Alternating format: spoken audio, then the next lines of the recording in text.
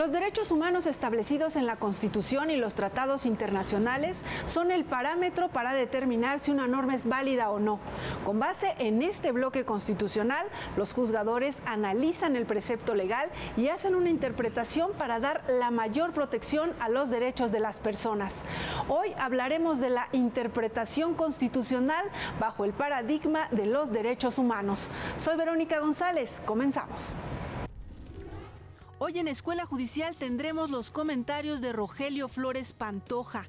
Él es licenciado en Derecho por la UNAM, maestro en Derecho Constitucional y Derechos Humanos por la Universidad Panamericana y máster oficial en Derecho Constitucional por la Universidad de Castilla-La Mancha, España.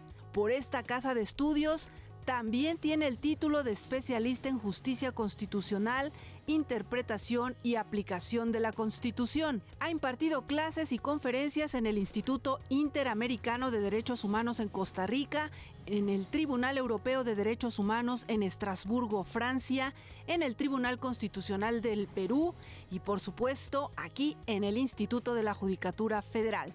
Actualmente es el director del Instituto de Estudios Constitucionales del Estado de Querétaro. Maestro, pues nuevamente bienvenido a Escuela Judicial. Muchas gracias. Cuando estamos hablando o cuando escuchamos que se habla de control constitucional, ¿qué debemos entender? ¿Qué es? ¿Quién lo realiza? Bueno, partimos para entender el control constitucional que la Constitución, que es el instrumento normativo más importante dentro de un Estado, sirve principalmente para dos cosas: para limitar el posible ejercicio excesivo del poder político y también para garantizar el derecho de las personas. La Constitución sirve como parámetro de actuación de los órganos que se encargan de ejercer ese poder político y también la Constitución sirve como parámetro de validez de todas las normas jurídicas que se encuentran a nivel legal. Como la Constitución es el instrumento más importante, tenemos que protegerla. Una manera de proteger a esta Constitución, que al mismo tiempo protege los derechos de todas las personas, es otorgándole una posición importante, el carácter supremo que le caracteriza. Y hay que hacer todo lo necesario para que nunca pierda este carácter supremo. Con ese propósito, la propia Constitución crea una serie de mecanismos de protección. ¿Protección ante quién? Ante los propios órganos del poder, que por alguna actuación que tengan ellos pueden vulnerar ese carácter supremo de la Constitución. También hay ocasiones en las que una norma de carácter legal, cuando no es congruente con la Constitución y que por consecuencia de esa oposición al contenido de la Constitución, también vulnera este carácter supremo. En esos casos, hay mecanismos de protección a los que se les llaman garantías constitucionales.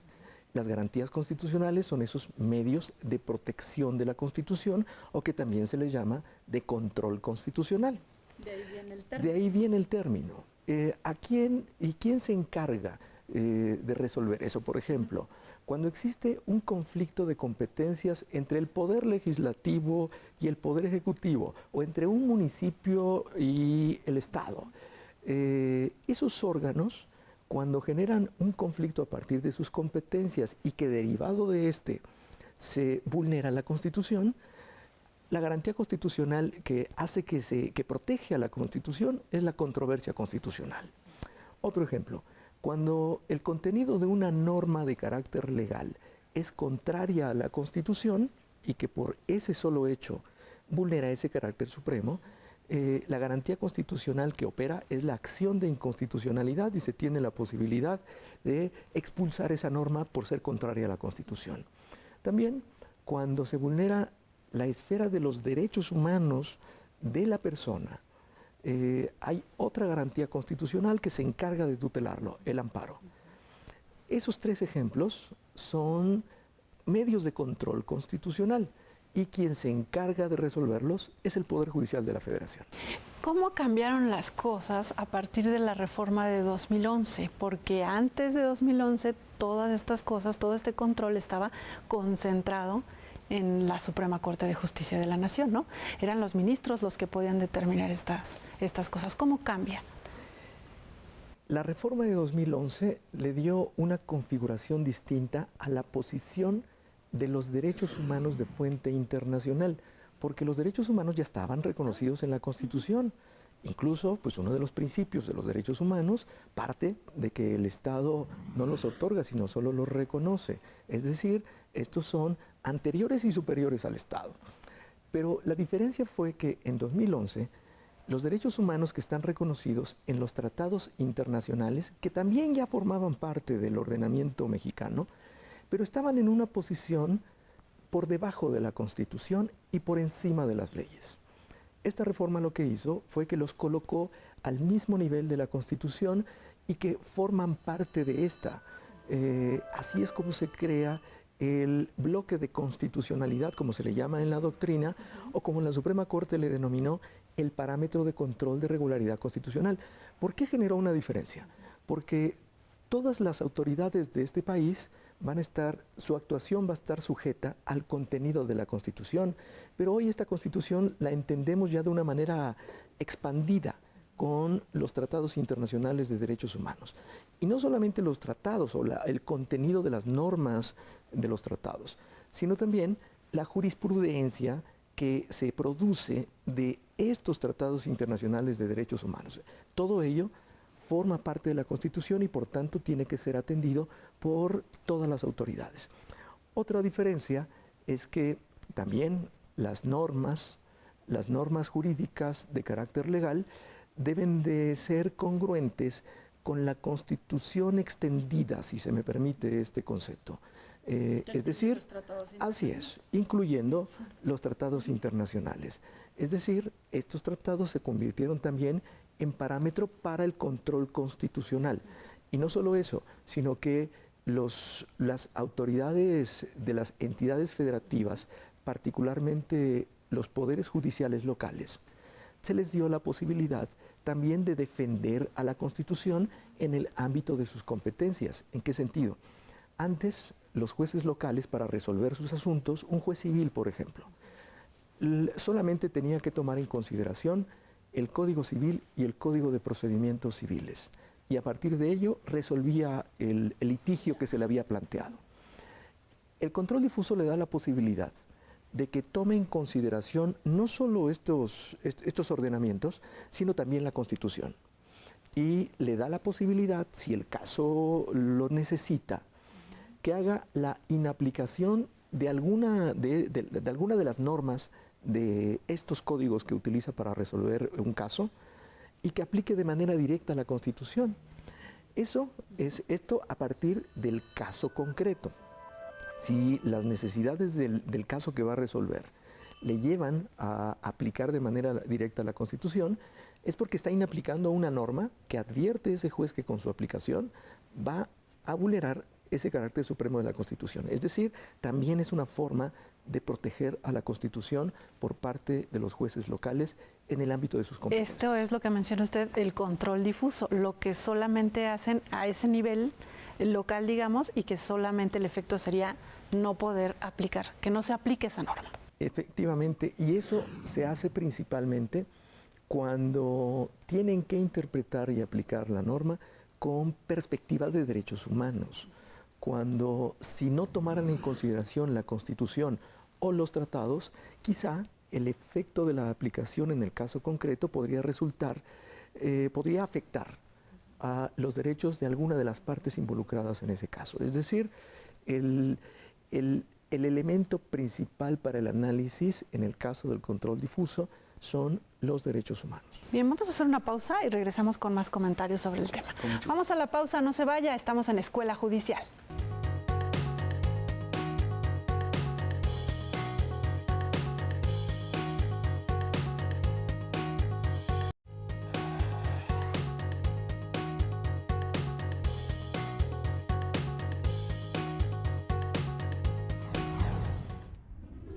Ya estamos de regreso conversando sobre el tema de hoy, interpretación constitucional. Y antes de pasar justo a la interpretación constitucional, ya nos explicaba, maestro, cómo se ejerce este control constitucional, este control convencional.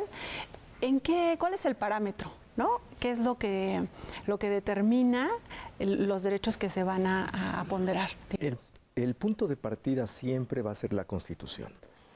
Por eso es que la Suprema Corte le denominó a esto parámetro de control de regularidad constitucional, porque lo que tenemos que pretender siempre es proteger a la Constitución.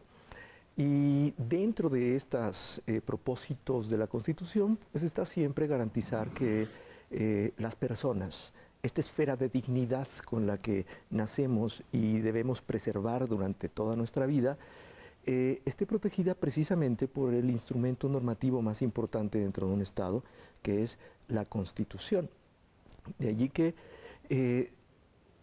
quien se encarga de hacer esta protección, que es el Poder Judicial de la Federación, dentro de la competencia que ellos tienen, debe tomar en consideración siempre a la Constitución, y a partir del 2011 nos establece que a los tratados internacionales de derechos humanos de los que México es parte. De allí que resulta importante pues, conocer. La Constitución está configurada a partir de principios, es decir, normas de carácter abierto, que están diseñadas así para el propósito de que el intérprete les dé contenido. Y el artículo primero constitucional solamente habla de que todas las personas gozarán de los derechos reconocidos en esta Constitución y en los tratados internacionales de los que México es parte. Después nos corresponde conocer cuántos son esos tratados de los que México es parte y cuáles son, porque van a servir como la base para realizar esta interpretación que derive en el respeto y la garantía de la dignidad humana de todas las personas. Y para eso sin duda necesitan muchísima capacitación los operadores del sistema, ¿no? Tienen que conocer todo este gran abanico de los tratados. Por supuesto, porque esto nos ha generado algunas complicaciones. Te pongo un ejemplo. Las normas jurídicas asumen principalmente dos formas: la forma de regla y la forma de principio. La norma jurídica con forma de regla tiene una descripción cerrada y regularmente nos ofrece la respuesta al problema que tiene que resolver. ¿Qué problemas tiene que resolver? El derecho resuelve principalmente dos problemas derivados de la convivencia. Nosotros, las personas, somos seres sociales y estamos conviviendo en grupo, interactuando todo el tiempo. De esa interacción es posible que se generen conflictos. Y en un primer momento asumimos que el conflicto lo podemos resolver entre las partes que lo generamos. Pero cuando ya no es posible llegar a una solución de ese conflicto, acudimos a un tercero ajeno a que a través del derecho resuelve el conflicto. ¿Por qué el derecho? Porque ahí es el otro elemento que caracteriza a las sociedades, que es el poder. Porque en las sociedades, aunque deberíamos ser iguales y hacemos todo lo necesario para alcanzarlo, el caso es que no lo somos. Tenemos características que nos pueden posibilitar... Que nos ponen en distintas circunstancias. Así es, aprovechar una situación, una circunstancia de poder encima de la otra persona con la que tengo conflicto. ¿Y a qué me refiero con poder? El poder, la posibilidad de someter, incluso en contra de su voluntad, a otra persona. Y el poder tiene principalmente tres fuentes: el político, el económico y el ideológico. Y hay personas que tienen más poder que ese, y hay otros factores que son incluso naturales. Antes de que existiera el derecho, las normas jurídicas a las cuales nos sometemos las personas de manera voluntaria, o no, pero nos sometemos a ellas, un elemento que determinaba eso era la fuerza. El más fuerte podía prevalecer sobre el más débil. El más hábil podría prevalecer sobre el que no lo era. Para evitar que esas posiciones de desequilibrio que existen en las sociedades, es que todos nos sometemos a las normas jurídicas. Estas normas jurídicas que creamos por vía de los parlamentos, de los poderes legislativos, que al mismo tiempo nos representan a las personas. Para poder convivir. Exactamente. Y para que lo que prevalezca en esta convivencia sea la voluntad del derecho y no la voluntad de las personas, particularmente la voluntad de las personas que tienen mayor nivel de poder. Porque si eso sucediera, la convivencia social sería un caos y solamente prevalecería la voluntad del que tiene más poder. Ante eso, lo que se busca es que los derechos humanos, que ya estaban en la Constitución, pero que permanentemente están acechados, están bajo peligro, bajo riesgo. ¿Cómo hacemos para proteger en mayor medida la dignidad de las personas? Bueno, pues en algún momento, particularmente después de la Segunda Guerra, se llegó a la conclusión que todo este desarrollo de los derechos en las constituciones había sido insuficiente para garantizar la dignidad de las personas. Y se llega a la conclusión de que se tiene que crear un sistema de reglas que estén por encima de los estados, que tengan como objeto el respeto y la garantía de los derechos humanos. Y así es como se crean los tratados internacionales de derechos humanos. Pero los tratados o cualquier ordenamiento de carácter jurídico siempre necesitan un órgano que esté supervisando que se cumpla con esa serie de reglas establecidas. Porque si no, se supone que debemos de cumplir de manera voluntaria con el sistema de reglas. Pero también, en caso que esto no suceda, debe existir un órgano que se encargue de hacer que prevalezca la voluntad del derecho y no la de las personas. En el ámbito internacional pasa lo mismo.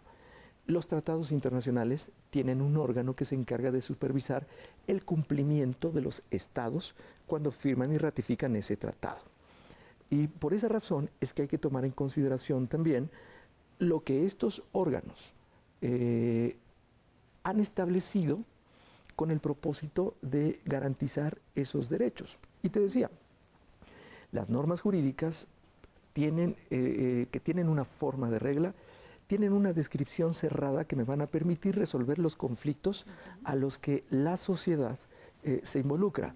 Por ejemplo, cuando una persona se apodera de una cosa ajena sin el consentimiento de quien debe otorgarlo y con ánimo de dominio, eso es la descripción del robo.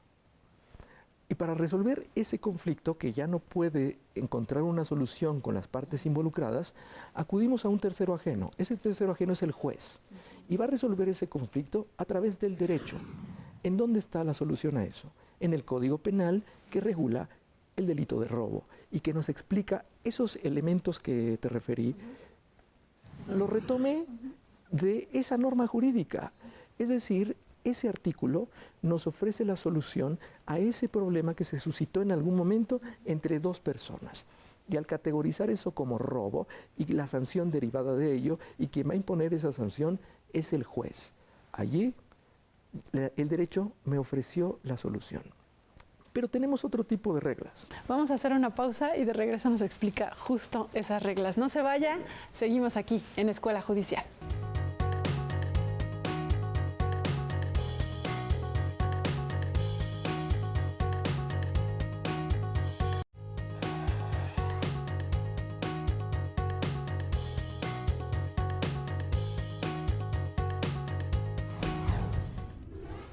Ya estamos de regreso en la parte final del programa conversando sobre interpretación constitucional y quedó pendiente esta parte de otras normas, ¿no? Nos estaba hablando de los principios y estaban pendientes otras normas. Que también las normas jurídicas asumen una forma de principio y que los principios, a diferencia del ejemplo que les puse del robo, tienen una configuración abierta, es decir, están diseñados para que el intérprete le dé contenido a la norma y no para que encuentre en ella la solución al problema que debe resolver. Lo que representa, y todos los derechos humanos tienen una forma de principio. Los derechos humanos tienen una descripción abierta, son indeterminadas. ¿Por qué razón son así? Porque deben de darle un espacio mayor al intérprete, que en este caso es el juez, para que a partir de las características específicas del caso concreto determine qué contenido le va a dar a ese principio, es decir, a ese derecho humano. Porque en un problema concreto no es lo mismo si una de las partes involucradas, en ese caso, es un niño. Porque entonces debe tener una consideración diferente. No es lo mismo si es una mujer. No es lo mismo si es una persona indígena. No es lo mismo si es un adulto mayor, si es un migrante. Eso hace que el juez, al momento de resolver el caso y utilizar las reglas, utilice también los principios con el propósito de que cuando resuelva ese caso no vaya a afectar algunos de los derechos de las personas involucradas en ese caso. Maestro, ¿cómo explicarle a la gente en esta tarea que hacen los juzgadores al interpretar las normas y no caer en esta idea simplista, ¿no? De que se dice, la Constitución dice lo que los ministros dicen que dice, ¿no? O la ley dice lo que el juez dice. Pareciera que es una tarea muy sencilla, pero en realidad no lo es. O sea, tienen toda una metodología para hacerlo. Efectivamente, es una tarea compleja porque para ser juez se necesita toda una carrera y una formación. Esta escuela judicial es un ejemplo de la necesidad permanente de actualización y de formación que tienen los jueces y las juezas, porque es una actividad compleja. ¿En qué sentido? La realidad es dinámica y se va transformando todo el tiempo. Y el derecho tiene la obligación de darle respuesta a esa transformación de la sociedad. Y la forma de darle respuesta a la transformación social es por dos vías. La primera de ellas es la reforma. Por eso es que se tiene que reformar la ley, se tiene que reformar la Constitución para darle respuesta a esa transformación, pero eso lo hace el legislador. La otra forma de darle respuesta a esa transformación social es la que hacen los jueces. Y lo hacen en el caso a caso. Y los jueces pueden, a través de su interpretación, a través de resolver un caso concreto, contribuir a transformar la realidad y que eso ya no se quede solo allí en la norma jurídica, porque el hecho de que esté en la norma no quiere decir que eso va a impactar a la vida cotidiana de las personas. Quien logra eso son los jueces. Un ejemplo, cuando una persona que decidía ya no estar casado con otra, tenía que acreditar causales para divorciarse. Y regularmente esas causas para divorciarse eran muy difíciles de demostrar.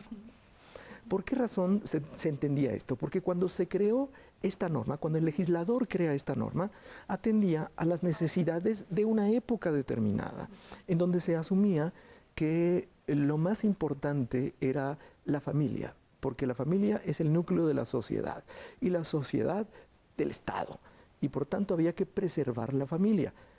Y había que dificultar que se desintegrara el matrimonio como núcleo de la familia y de la sociedad. Es decir, se atendía a una visión más general o de bien común, de interés general. La Suprema Corte en algún momento determinó que no era necesario que las personas acreditaran una causal para divorciarse, porque era más importante el libre desarrollo de su personalidad. Es decir, claro, que era más importante la decisión en el ámbito personal que tenemos todas las personas para orientar nuestra vida en el sentido que consideremos más conveniente en el ámbito de la ley o del derecho. Y por eso la Suprema Corte determinó que no era suficiente garantizar el interés común a partir de ese entendimiento que se tenía del matrimonio, sino también las libertades que tenemos las personas para decidir cómo configurar nuestra vida. Entre ellas, la decisión tan personal de decidir vivir y compartir la vida con alguien o no. Y bajo esa idea, eso ha transformado el entendimiento de esa realidad.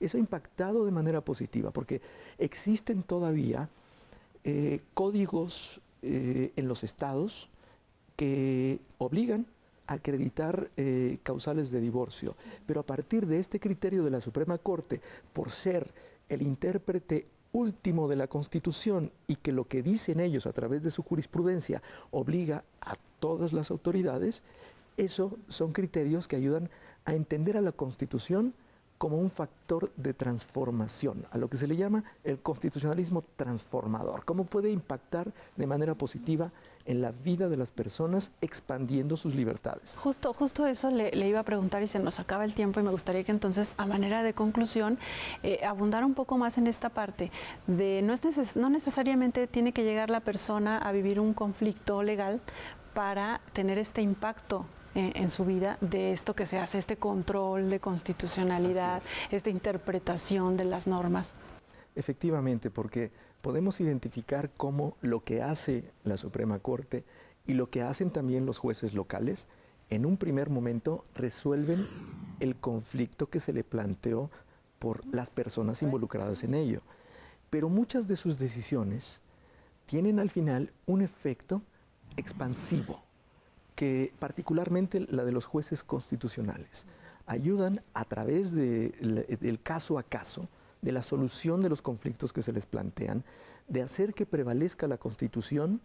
Lo que hacen es contribuir a darle forma a la sociedad, reconfigurar la sociedad, dar respuesta a ese entendimiento evolutivo que se va teniendo en todas las sociedades. Bien, pues se nos acabó el tiempo, pero le agradecemos muchísimo, maestro, que haya estado con nosotros aquí en Escuela Judicial. Gracias a ustedes, fue un gusto compartir el espacio. También gracias a usted por su atención y por supuesto al equipo de producción que hace posible este programa. Lo invitamos a que se quede en la señal de Justicia TV.